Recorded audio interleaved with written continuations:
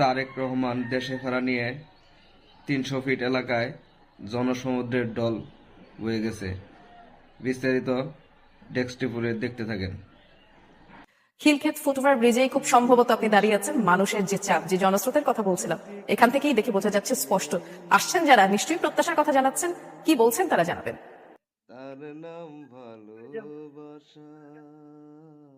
প্রত্যাশার শেষ নেই। এই যে জনমানুষের ঢল, বাংলাদেশ জাতীয়তাবাদী দল বিএনপি চেয়ারম্যান তারেক রহমানের স্বদেশ প্রত্যাবর্তনকে ঘিরে, সেটা এক কথায় অনন্য, অসাধারণ।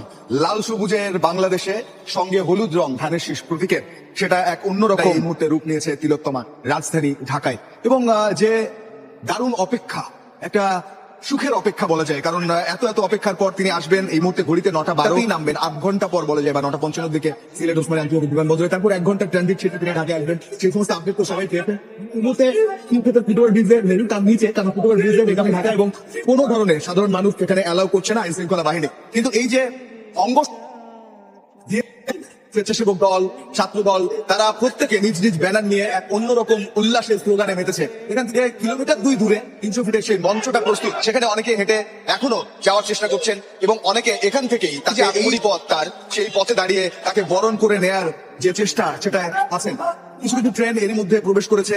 ঠিক আমরা জানি যে কিছু রিজার্ভ ট্রেন রয়েছে, অন্তত 10টা ট্রেনের কথা আমি দেখেছি এখান থেকে প্রবেশ করেছে। এবং মানুষ যে চোখে মুখে স্বপ্ন নিয়ে, আগামীর বাংলাদেশে, নতুন বাংলাদেশে যে স্বপ্ন নিয়ে, যে একটা রাজনৈতিক পরিবর্তন, একটা বিপ্লবের স্বপ্ন নিয়ে তারা এই জমায়েত হয়েছেন, সেই স্মরণ হবে তাদের কথায়, তারা সেটা বিশ্বাস করেন। এবং যেহেতু ঢাকায় প্রথম তিনি পা দিবেন, আমরা জানি সিলেটে তিনি থাকবেন বিমানেই, সপরিবারে তিনি যেহেতু আসছেন, স্ত্রী আসছেন, কিন্তু ঢাকায় তিনি প্রথম পা দেবেন। এবং আমি অফিসিয়াল যেহেতু সূত্রে এখনো কনফার্ম করেনি, তবুও যেটা শোনা যাচ্ছে যে তিনি খালি পায়ে বাংলাদেশের মাটিতে পা রাখতে পারেন, সেরকম একটা কথাও শোনা যাচ্ছে। আগে এই যে জনসমাবেশ, এই যে জমায়েত, এবং আইন শৃঙ্খলা বাহিনী, দেখুন যে রাস্তাটা, যে রাস্তায় আমি সকাল থেকে দেখেছি পুরোপুরি স্ট্যাক হয়েছিল, লোকাল বাস থেকে শুরু করে ব্যক্তিগত যানবাহনে সিএনজি থেকে শুরু করে স্ট্যাক ছিল, সেই রাস্তাটাও কিন্তু ক্লিয়ার করে দেওয়া হয়েছে এই মুহূর্তে। রাস্তা স্মুথ, এবং এখানে এই পথটা দিয়ে যদি তিনি আসেন, এ কারণে এই পথটা যেহেতু এয়ারপোর্ট থেকে 300 ফিট অভিমুখে যায়, তো সেই পথটা পুরোপুরি পরিষ্কার করে দেওয়া হয়েছে। বাসের ভিড় নেই, কিংবা যানজট একেবারেই আর নেই, দুপাশের রাস্তাই পরিষ্কার এই মুহূর্তে। এবং আইন শৃঙ্খলা রক্ষাকারী বাহিনী যারা রয়েছেন, তারা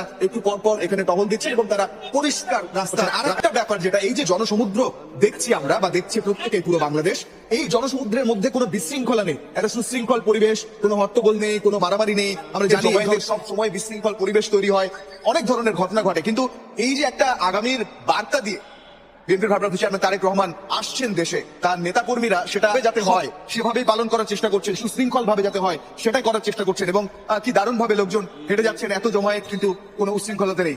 আমরা জানি যে এসএসএফ আসলে নিরাপত্তা দিচ্ছে না, তবে চেয়ারপারসন সিকিউরিটি ফোর্স যেটা রয়েছে সিএসএফ, তারা কিন্তু পুরোপুরি নিরাপত্তা দিচ্ছে তারেক রহমান, এবং বিভিন্ন স্তরে এই নিরাপত্তা বলয় উপলব্ধ করা আছে। আমাদের অন্যান্য সহকর্মীরা নিশ্চয়ই জানাচ্ছেন। তবে যদি আপনার প্রিয় কোনো মানুষ থাকে, তার জন্য অপেক্ষা করে থাকেন, সেটাই তো অনেক লম্বা হয়, সেটাই তো অনেক কষ্টের মনে হয়, সেই অপেক্ষার প্রহরী যেন পুরোই না। তাহলে এই নেতা কর্মীদের গত 1.5 যুগের সেই মহেন্দ্রক্ষণ যখন চলে আসছে ঘন্টাতে, যুগের পর বছর পেরিয়ে, মাস পেরিয়ে, দিন পেরিয়ে যখন ঘন্টাতে, তখন তাদের উত্তেজনা আকাশচুম্বী। এবং সেই উত্তেজনার মাঝেও তারা চেষ্টা করছে যে আমন্ত্রণ জানাতে, স্বাগত জানাতে আগামীর বাংলাদেশ, এবং সবার আগে বাংলাদেশ যে প্রতিপাদ্য বিএনপির ভারপ্রাপ্ত চেয়ারম্যান তারেক রহমান দিয়েছেন, সেটা মেনেই কপালে ছাত্র দল, স্বেচ্ছাসেবক দল, বা বাংলাদেশ জাতীয়তাবাদী দল বিএনপি, তাদের যে ফিতা, সেটা বেঁধে এসেছেন।